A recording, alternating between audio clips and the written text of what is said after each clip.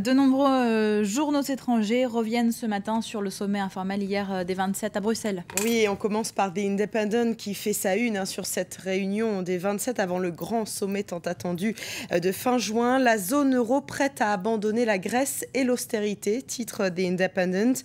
Moins d'austérité, plus de croissance, c'est, vous le savez, le credo de François Hollande qui plaide aussi pour les eurobonds, c'est-à-dire pour une mutualisation de la dette. Alors, The New York Times constate que ces eurobonds sont souvent présentés comme la solution pour la zone euro, mais la réalité est plus complexe que cela, nous dit le journal américain, car certains pays de l'Union européenne sont insolvables. Ce sont les pays périphériques, comme les appelle le New York Times, et malgré les mesures d'austérité imposées par Bruxelles, eh bien, ces pays vont rester peu compétitifs dans les années à venir, nous dit le New York Times, et c'est l'Allemagne qui aura à supporter seule le risque de la dette. Alors, El País, le journal espagnol, est un peu plus positif. Le journal espagnol voit en tout cas un changement de direction pour l'Europe, car, nous dit El País, la Grèce est épuisée et ne peut plus suivre dans les conditions actuelles. La France, elle, a un nouveau président qui veut mettre en place des mesures pour stimuler la croissance et en complément des mesures d'austérité.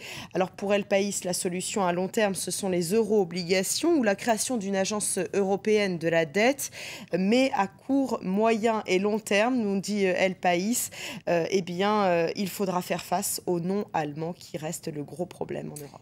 Et alors que l'Union européenne cherche des solutions à cette crise, eh bien les Britanniques, eux, se demandent tout simplement si la solution ne serait pas de sortir de l'UE. Oui, en tout cas, l'idée d'organiser un référendum est de plus en plus évoquée et de plus en plus populaire outre-Manche. Alors, est-ce que Ed Miliband, le chef du Parti travailliste, va soutenir ce référendum pour sortir de l'Union européenne? Est-ce qu'il a intérêt à soutenir un tel référendum? The Huffington Post n'en est pas du tout persuadé.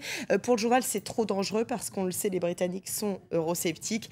Et donc, ce n'est pas du tout dans l'intérêt du Parti travailliste qui est pro-européen de soutenir un tel référendum. Ce n'est pas l'avis de The Guardian. Le journal britannique estime qu'un référendum est de toute façon inévitable.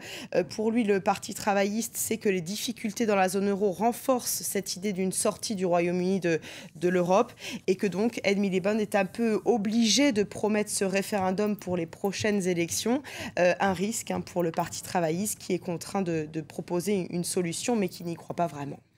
On revient à présent sur la capture et la mort d'Osama Ben Laden il y a un an au Pakistan. Eh bien, The Times revient sur ce médecin pakistanais condamné hier à 33 ans de prison pour avoir aidé la CIA à trouver Ben Laden. Oui, et cette condamnation tend un peu plus les relations entre les États-Unis et le Pakistan, nous dit The Times. 2 sénateurs américains, dont le sénateur John McCain, vous le connaissez, a menacé Islamabad hier de couper les aides du pays.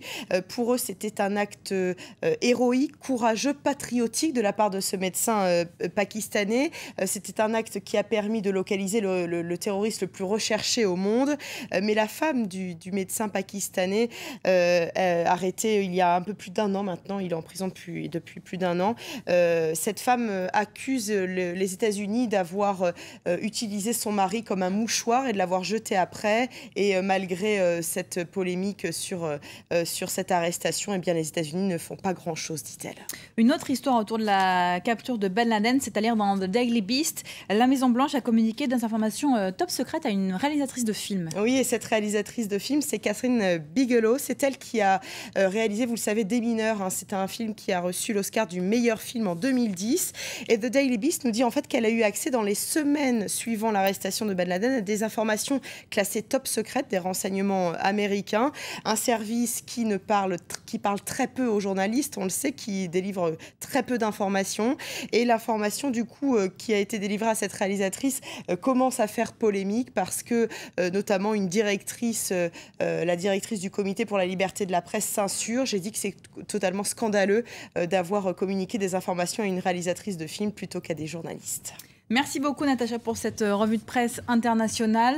Restez avec nous juste après la pause, le journal de l'économie.